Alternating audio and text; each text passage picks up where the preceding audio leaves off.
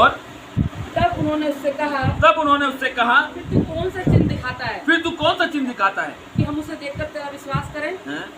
तू कौन सा काम दिखाता है? हाँ। हमारे बाप दादों ने जंगल में मन्ना खाया, जैसा लिखा है, उसने उन्हें खाने के लिए स्वर्ग से रोटी दी। तो उसने उनसे कहा, मैं तुमसे सच सच कहता हूँ कि मूसा ने तुम्हें वह रोटी स्वर्ग से नहीं दी। देखा, मूसा, यीशु मसीह ने बात कही। देखो, सारी बातें परमेश्वर, पुरानी व्यवस्था ग्रंथ की सारी बातें परमेश्वर जानता है, सारी बातें परमेश्वर जानता है। उसने कह दिया, मैं तुमसे सच कहता हूं कि मूसा ने तुम्हें वह रोटी स्वर्ग से नहीं दी, परंतु मेरा पिता तुम्हें सच्ची रोटी स्वर्ग से देता है। परंतु मेरा पिता सच्ची रोटी तुम्हें क्या करता है? स्वर्ग से देता है। अब स्वर्ग से रोटी कैसे आएगी? क्या है रोटी? बोलो यीशु मसीह। हालेलुया। जगत की ज्योति यीशु है, जीवन की रोटी यीशु है। हालेलुया। जो उसको खाता है पीता है वो कभी भूखा और प्यासा नहीं रहता।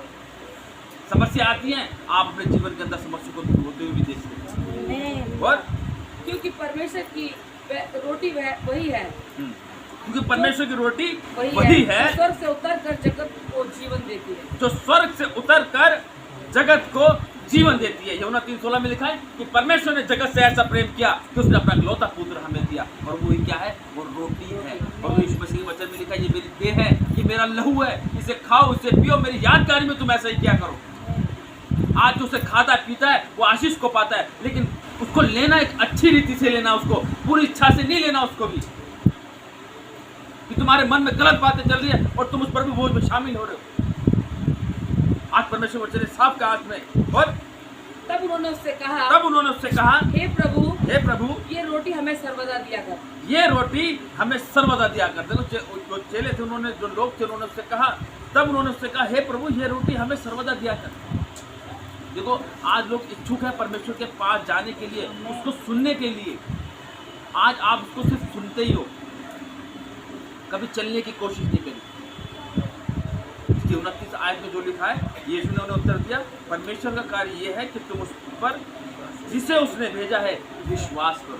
मैं विश्वास करता हूँ, मैं करते हूँ विश्वास। अरे आज तुम अगर विश्वास कर रहे हो तो आज अभी भी तुम समस्या है, कहाँ गलती हो रही है, कहाँ ऐसा कुछ हो रहा है कि ये अड़चने समस्या क्यों नहीं हो रही?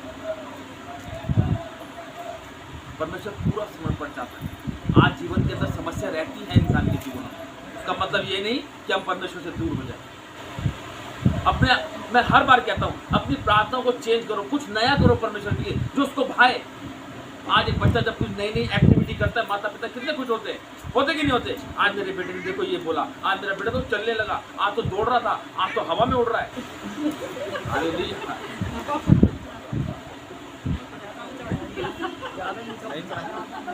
अरे उड़ने का मतलब हवा में उड़ जाते ना। माता पिता तो नहीं कहते, लोग ज्यादा बोलते हैं ना, आज पड़ोस वाले रिश्तेदार, अरे ज्यादा हवा में उड़ रहा है, बोलते नहीं ऐसे करते। तो वो बात क्या रहा, माता पिता को नहीं करते, लेकिन बुलाता है। हालेलुया। और यीशु ने उनसे कहा, जीवन की रोटी मैं हूँ, जो मेरे पास आता है वह कभी भूखा ना होगा। आज आप लोग परमेश्वर के पास आ रहे हैं। हकीकत में देखो, मैं उस चीज़ को कहूँगा, अगर समस्या आपके जीवन में आ रही है तो उसका आप पूरा बिल्कुल मत मानो, आपको खुश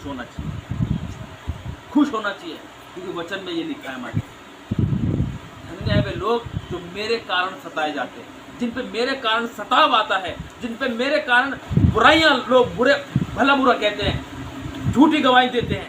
धन्य है वे लोग। धन्य कह रहा परमेश्वर ऐसे लोगों को।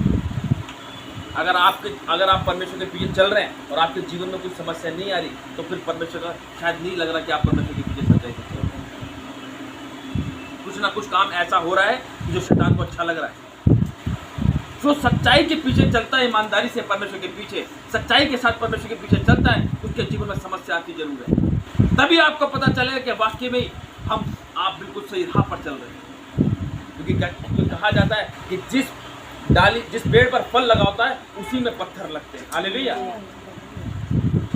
हमें तभी पता चलता है कि वाकई में हम सही राह पर चल रहे हैं, जब मैं परमेश्वर में आया तो मेरे जीवन में कितने सताव स्टार्ट किए।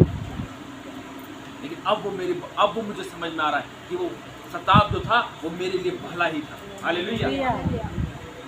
जब मुझसे लोग कहने लगे उल्टा पुल्टा मेरे बारे में बोलने लगे, वो मेरे लिए भलाई थी। हालेलुया। आज तभी तो परमेश्वर ने ऊंचाई पे रखा है, तभी तो परमेश्वर आज ऊंचाइयों पे लेके जा रहा है। कहा उसने वचन के अंदर, उसने कहा मुझसे कि मैं तुझे पूछ नहीं सिर ठहराऊंगा, सब जातियों में तुझे मैं श्रेष्ठ ठहराऊंगा।